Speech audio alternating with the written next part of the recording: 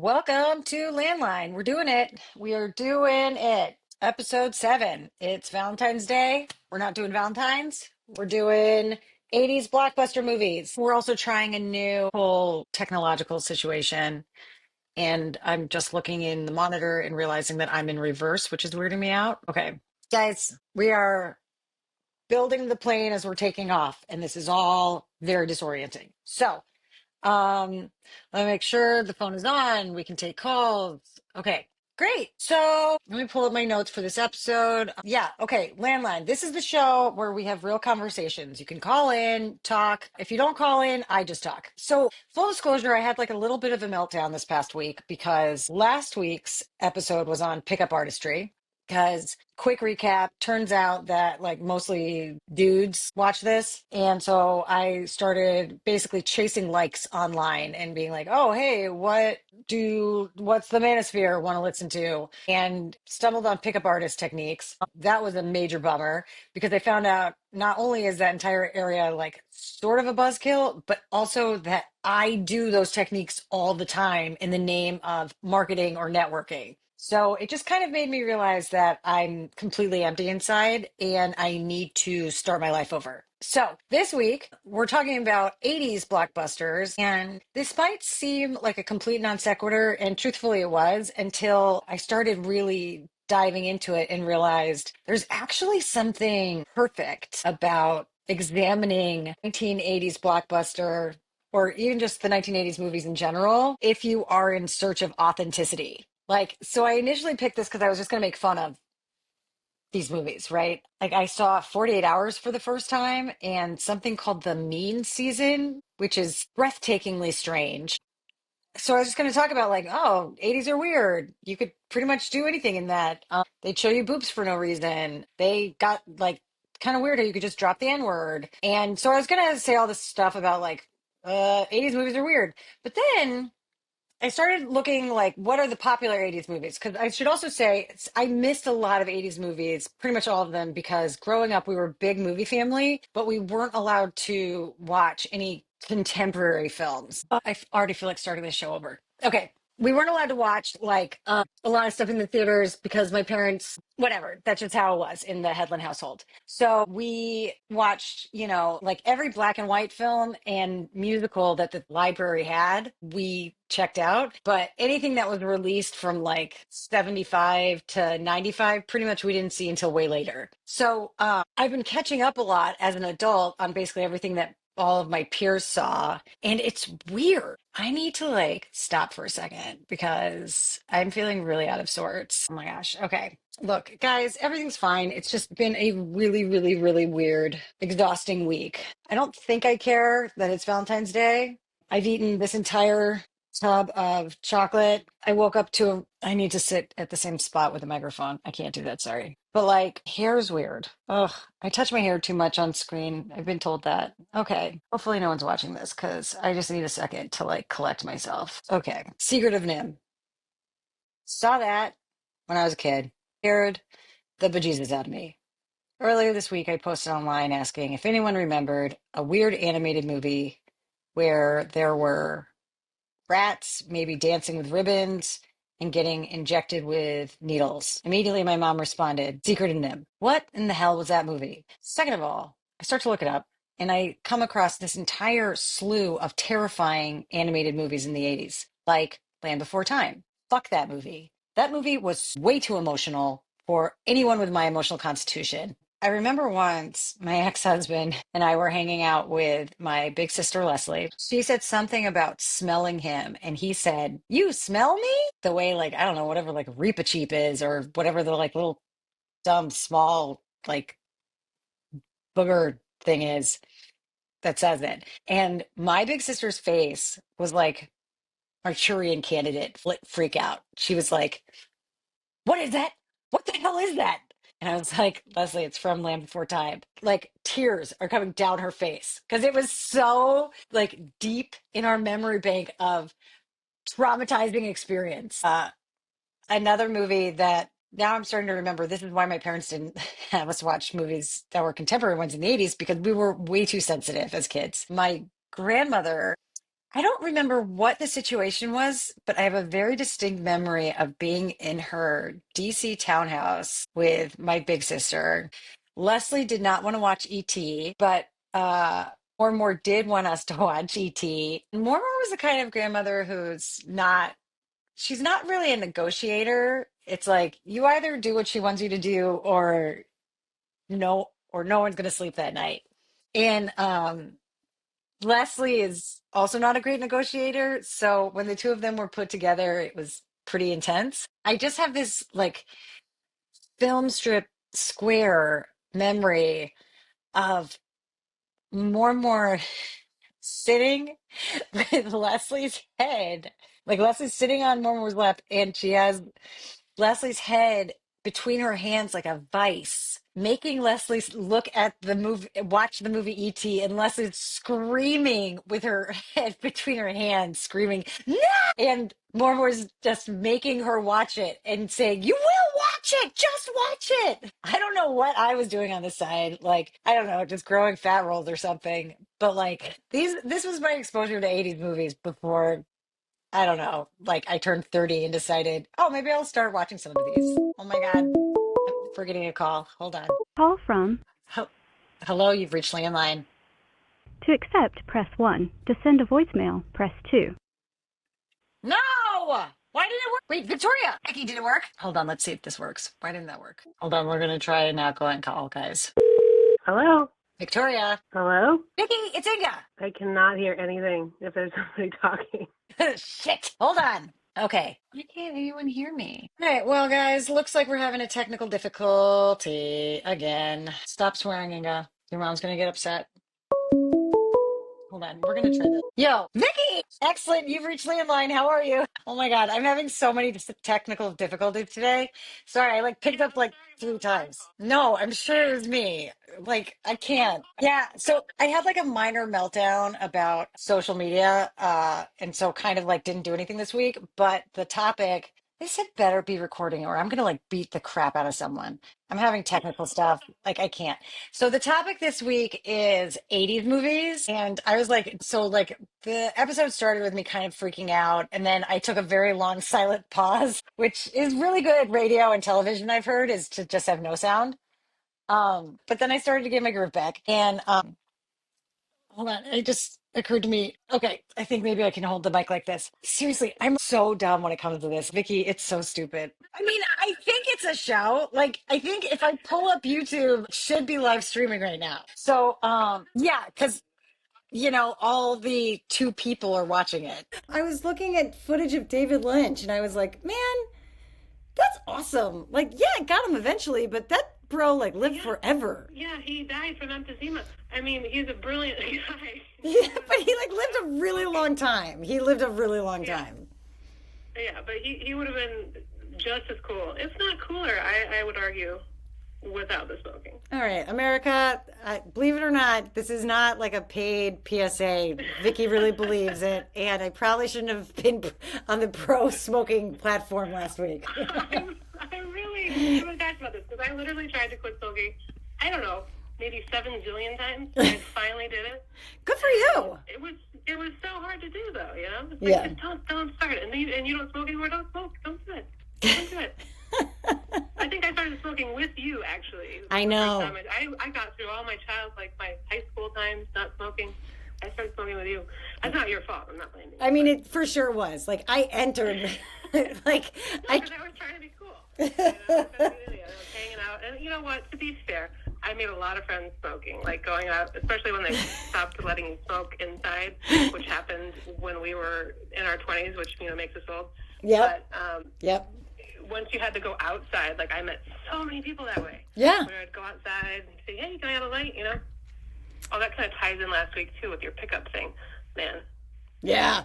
First of all, surefire way to get a light. How awesome would it be if during the course of this conversation you had like a total U-turn and you're like, never mind, I'm pro-smoking. I'm actually smoking right now. Yeah, no, it's so gross. It's so gross. Actually, now when I smell it, it like grosses me out. Yeah. Like, I really don't care for it. Yeah. I mean, like, when I smell it on, like, people in, like, the halfway house situation, it bums me out. when I see it with, like, pretty much it was just David Lynch. Like, he was, like, him in interviews where I'm not really exposed to it. I'm like, man, that looks great. Why did I ever quit? Yeah, but he's just because he's so cool. You know? Yeah. I think of someone like totally lame and picture them smoking. Like, does it look cool? No. No. My former mother-in-law took up smoking again late in life, and I was like, oof, this isn't making anyone feel good. Yeah, it's just sad. Old people smoking unless you're David Lynch. Yeah. Because he never seemed old either, you know. It's true. So.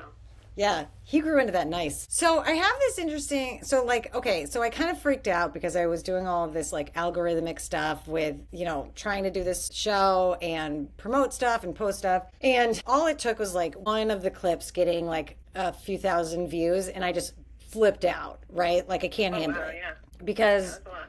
yeah, the alcoholic in me like can't handle stuff like that, where I'm like, oh my God, I need to replicate this. Like now I'm worthless if I don't get that, like all this stuff. And it was like, what is happening to me? So when I started doing that research on PUAs and everything, I was like, okay, I'm like getting less, like interactions are becoming less and less authentic, and I can't take it anymore. So I'm thinking I'm going to pull Landline off most of the social media platforms, because also people are sending me comments instead of calling in, and like that defeats the whole purpose of the show. Because when people send comments, what they do is they start in the middle of the conversation. They assume I know what the hell they're talking about or what position they're coming from. And it's like, I don't know what you're saying. That's the whole point. Call in. No one knows how to talk anymore. I need to be able to say, like, what do you mean? Like, yeah. Anyway. Real is the word. I mean, that's the reason that you're doing this show, is for real human connection, because nobody has it anymore because of social media. Yes, like it's. But you need social media to promote your human interaction show. It's really vicious cycle. I know, which is no, this is unacceptable. I'm chewing my leg out of the bear trap. No, I mean obviously it'll be on YouTube because we like don't have television anymore, so it'll be on that so people can watch. Like, yeah. Otherwise, I mean, I'll send you a handwritten letter. You'll get it in 5 to 7 days. I'll tell you what the topic is. Well, that's exciting of a show. Probably more meaningful in the long run. But then so truthfully, I wasn't going to say this, but so I decided, okay, I'll open up the topic. I won't just pick something that is trending. I'll just, make it a poll. But then no one voted for the topic that I really wanted. So I just said the topic I wanted won. Hey, it's your show. You do what you want. And so I was like, all right, 80s movies, that's what we're doing. Like, people voted for Valentine's Day, for like The Perfect Friday Night, and Kendrick Lamar. And I was like, no, those were all obviously filler distraction ones. The one to pick is 80s blockbusters. If you want to cut me off at some point, just give them a caller, please do. I don't want to take up your whole... Oh my gosh, no, you're the best. No, first of all, pretty much at like the 30-minute mark, I finish because I get bored of my own show. I'll tell you if someone else calls, but I mean... Getting you on the phone was so technologically challenging to me, and I'm like so excited to be talking to you that I don't really care. I'll just make sure we hit my bullet points. So here's the main thing I wanted to be able to cover today was I was talking to some people about this, and so it's funny, I remember not liking 80s movies very much because I didn't like how kind of sloppy and messy they were. Like the OCD in me as a kid, it bothered me. Like I didn't watch them until I got older, really. But I remember as an 8-year-old, you were like, oh, I can't watch this. Well, okay. So truthfully, as an 8-year-old, I wasn't allowed to watch them. But by the early aughts, when I was finally catching up on all the 80s things, I was like, what is this? Oh, you were like, this is, okay, I see. But I was picturing you as little Inga being like... Oh, yeah. No. Yeah, right. No. And as an 8-year-old Inga, I was just crying when we watched Land Before Time, and I was like, this is such a bullshit movie. Or we were watching the Marx Brothers. Yeah. But something I'm realizing now is what was great about 80s movies like Ferris Bueller's Day Off is it is the messiness of it. It was a place where high schoolers were actually high schoolers. Do you know what I mean? And even Die Hard, the main bro is balding. And was that in the 80s? Die Hard? I think so, man. And like Back to the Future, Michael J. Fox, that boy is short. it was so like now I feel like the same way no one wants to talk on the phone because they don't want to not sound perfect all the time and everything's performative and it's like, here's my perfect comment. Like, guys, we can be kind of messy and awkward if it means we're actually learning how to be. Do you know what I mean? Yeah. 80s, like what reconsider these movies in the first place? Figure that out first and then go back and decide that you like it, or was it? It happened because I'm dating this guy who hates TV, and so like he just doesn't like watching television because he doesn't like binge culture, which I can't get into right now because obviously this is extremely hard for me because I'm like, I love television. So I broke up. Is he one of those people that's like really proud of himself for not watching television? No. He's like he's just like, no, I just don't do it. And so like, definitely at one point I broke up with him just so I could binge watch a show. And like, it's like a problem. Like, but now I'm getting better at it. But what he does love is he loves movies. Like he loves watching stuff. He's just like, he doesn't like, it like binge watching. Yeah, it like grosses him out when people are like, I've been binge watching for 6 hours and now I'm going to binge watch more, you know? And when he puts it that way, I'm like, I get it. Okay. Yeah. I mean, the fact that I like TV, if he watches it, like, you know, like, because they're the, you know, sort of HBO and some of those are starting to release shows again. Apple TV, like Severance just came out there, the second season, and they are doing it like weekly. Some of those non-Netflix. I could ask him. Does that bother him, or he just is not into it? I think the way he doesn't like it as much with that is he's like, just give me a whole movie. Just tell me a whole story. Like, don't give me half a story. And I'm like, okay. So there's so much good TV though. I know. So what has happened is that we're running out of movies. Like for the first like several months of us dating, we had lots of movies to watch. Now it's getting a little bottom of the barrel. So this is what leads us to the 80s movie thing is we watched a movie called The Mean Season the other day. I don't know. I'm not aware of it. Nobody knows that. Maybe not even Kurt Russell, who was in the movie. Like, that. It is like, it's just hurricane season in Florida with a serial killer. And you're like, oh okay. It's odd. And it just made me start thinking about like, what was being greenlit back then? What was happening? Yeah. There's so many non sequitur moments where they're like, okay, here's a girl with boobs. And you're like, that's not even in this. Like, I don't even understand what that was for. They're like, it doesn't matter. Just keep going. I mean, if you have that in any 80s movie, it will get greenlit. That's all you really need. And then I watched 48 Hours, which I'd never seen. Have you ever seen that? I've never seen that either. No, or maybe I have. Eddie Murphy's funny. Yeah, Eddie Murphy's funny. Nick Nolte gives me a weird feeling like he babysat for me and I don't want to talk about it kind of feeling. Yeah, that's the thing. That's the trust back feeling. Right. I must have seen it, but I love Eddie Murphy. Coming to America, that's an 80s movie, right? Oh my God, I love that movie. I watched it 800 times. Never saw it. Should I see it? Yes, it's incredible. Wait, really? It's so great. Yeah. Oh, maybe I'll do that Did tonight. you see Coming to America? Never saw Coming to America. So good. Yeah, no, never saw it. Amazing. And when you're watching it, once they come to America, the street that they're living on, actually, when I moved to New York, I lived on that street. Oh, hell yeah. Christmas, I was at home, and it came on, and we were watching it, and I pointed that out to my parents, and they were horrified because the street was the street they moved to. That was supposed to be very rough. Just watch the movie. It's so good. Awesome. It's classic. I'll be curious to hear, what you think about it, because I feel like a lot of these 80, these movies that you watch, 80s movies, specifically, you try to introduce them to people who haven't seen them now, and it's like what you're saying, like they watch it and they're like, what? But I think Coming to America, yeah, right there.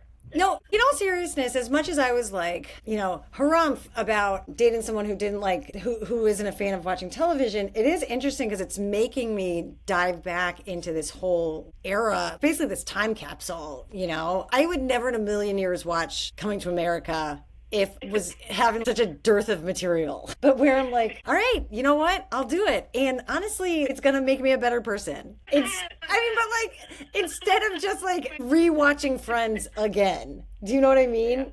Because I mean, yeah, like definitely binge culture is really weird. And when there's something about is where you're like, I don't even understand. Was there someone on set design or like costume or where it's like her lipstick's on her teeth? But it's kind of great. It's sort of the Wild West. I don't know. I like it. Yeah, I'm into it. I'm gonna watch 48 Hours. Yes. Oh my gosh. Yes. And then we need to text each other about it.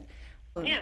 So I have one more question before we wrap this show up. Did you have any childhood, like 80s movie that you remember watching that scarred you for life? Oh my God, like so many. I think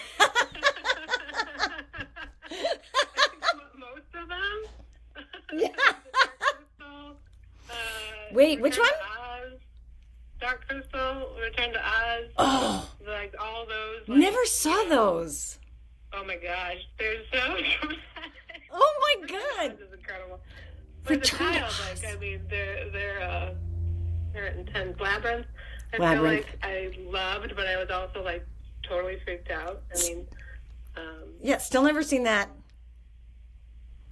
I mean, not watching as an adult, I feel like it's not scary, but as a kid, it's like intense for a child. Yeah. And they were children's movies. Yeah, 80s children's movies are crazy. Yeah, they're unacceptable.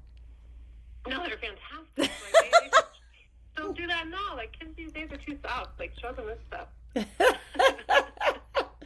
I mean, I also have my aunt's boyfriend would show my brother and I like horror films. He was introduced to us, and he just like didn't really know.